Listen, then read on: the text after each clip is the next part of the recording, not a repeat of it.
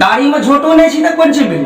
अरे चमड़ा छे नहीं हमें छोड़ा सा थेबला के से एक चमड़ा ले चला दी। रुको रुको भैया सुनो, ये गाँव है, एक गाँव है, यानी जैसे हमारे गाँव छी एक गाँव है वह रंग को, और हमरे से नहीं एक मौलवी साहब को गाँव रहते हैं, यानी वो सब है अपन वसन करा रखे की, यानी सबको वो अपने माइंड में अपने कब्जे में कर रखा था, यानी ऐसा गुमराह बना के रखा था कि दूसरे उलमा इकराम बाहर से जो उलमा इकराम आते थे उनको जो है वो लोग मानवे नहीं करते थे और उनसे चिढ़ते थे। तो ये मौलवी साहब जो है हमेशा लोगों को कहते थे कि जब भी कोई तुम लोगों का मौलवी, कोई भी मौलवी इस गांव में आए तो उनको सबसे पहले मेरे पास लाना, और जब भी आए और जब भी रहने के लिए बोले तो मेरे पास लाना, मैं उनसे सवाल करूंगा, वो अगर मेरा जवाब दे देगा तब उसको रहने की इजाजत मिलेगी इस गांव में, नहीं तो नहीं मिलेगी।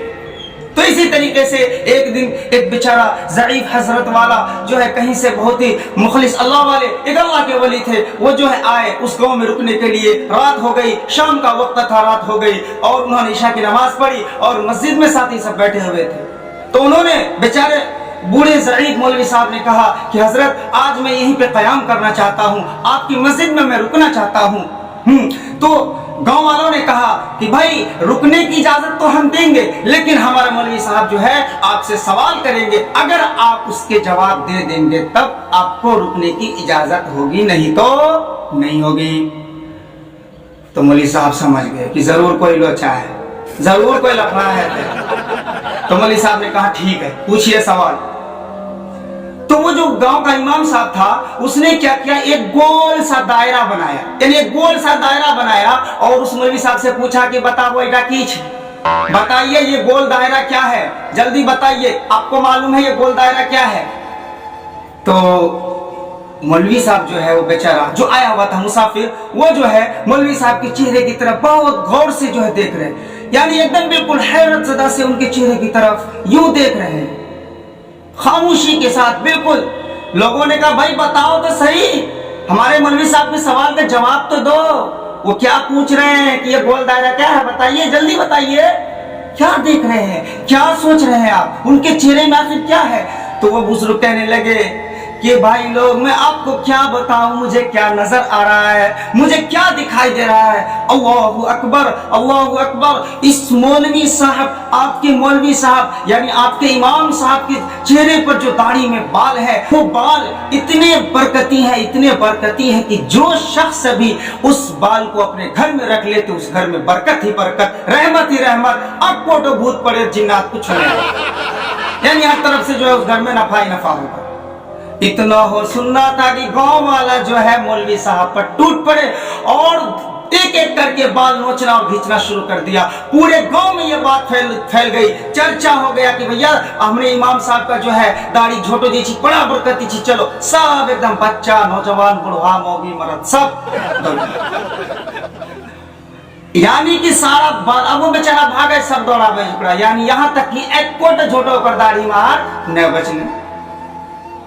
अब चौधरी साहब जो है वो गांव का चौधरी साहब वो कतो गेलो है, जब वो आए ये सब मामला सुन के, जब वो अपने गांव में वापिस आए, जब ये सब मामला सुना तो कहा कि चलो भाई हम भी बरकती बाल रखना चाहते हैं। तो वो जो है मौलवी साहब के घर पे गए, मौलवी साहब के घर पे गए, मौलवी साहब के घर में कुंडी बजाई, अंदर से आवाज आई, जी कौन, कहा मैं चौधरी साहब। तो कहने लगे क्या करने आए हैं। तो मौलवी साहब की बीवी कह रही है कि क्या करने आए हैं, पूछ रही है। तो बादशाह कह रहा है कि हम सुने हैं कि मौलवी साहब का जो है दाढ़ी का बाल बहुत बाबरकती है, इसलिए हम भी बाल लेने के लिए आए हैं। तो वो औरत कहने लगी कि उनके चेहरे पे, उनके दाढ़ी पे तो बाल कोटो बचा ही नहीं, आप तो लेट से आए हैं चौधरी साहब, अब क्या होगा, खत्म हो गया।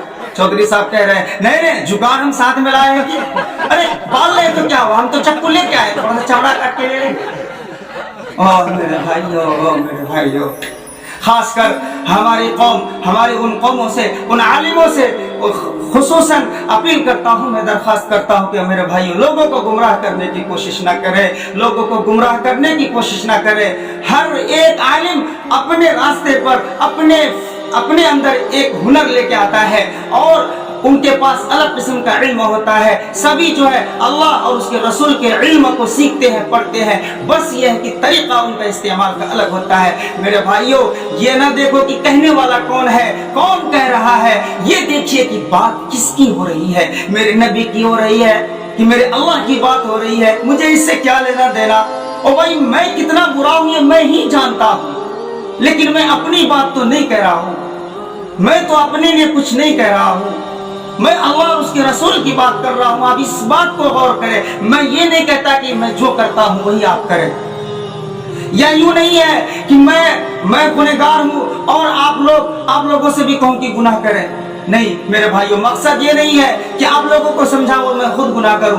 आप ये ना देखें हम में से क्या होता है, बोलता है कि मौलवी साहब जो है खाली कहता है, बयान करता है, अमल तो कुछ करबे नहीं करता। ओ मेरे भाइयों, उनकी जिंदगी है, ये उनका मामला है, हमें उनसे क्या लेना देना। मेरा कब्र, मेरा हशर, मेरा सवाल और जवाब, मुझसे सवाल किया जाएगा, मेरी जिंदगी के बारे में मुझसे पूछोगी, आखिर मुझे क्या जवाब देना है, मैं उसके लिए क्या तैयारी कर रहा हूँ। मौलवी साहब पे उंगली उठाएंगे। और मेरे भाई हदीस पाक के मफ़हूम में आता है, जो शख्स भी आलिम उलमा पर उंगली उठाए उनको जो है रुसवा करने की कोशिश करे, तो अगली 7 नस्लों में उनका जो है कोई भी आलिम दीन नहीं बन पाएगा। और मेरे भाई कितनी बड़ी वईद है। अल्लाह हम सबको इससे हिफाजत फरमाए, आलिम की कदरदानी तौफीक नसीब फरमाए। और आलिम से भी दरख्वास्त है कि आवाम को गुमराह करने की कोशिश ना करे, इस्लाह की फिक्र करे, कैसे इस्लाह हो इसकी फिक्र करे। अल्लाह हम सबको अमल की तौफीक इनायत फरमाए।